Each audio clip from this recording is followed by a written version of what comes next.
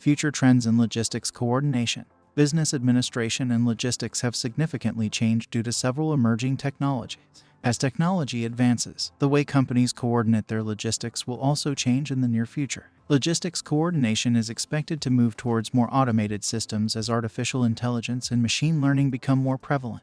AI-driven solutions can help plan, optimize, and automate logistics operations. Autonomous vehicles are also being developed in the supply chain, reducing driver and delivery costs. Improved tracking systems and sophisticated inventory management tools will enable businesses to anticipate customer demand. Logistics is all about making sure that every shipment is delivered to its destination safely and on time. And in today's fast-paced world, technology plays a crucial role in achieving this goal. One of the most popular technologies used in logistics is GPS tracking. Using GPS technology, companies can monitor every movement of their cargo and drivers in real time.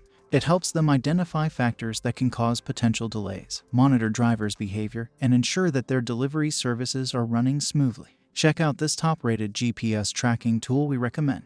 Affiliate disclaimer: Frate Chain is supported by our viewers. When you purchase through links on our site, we may earn an affiliate commission that helps keep our website and all its content.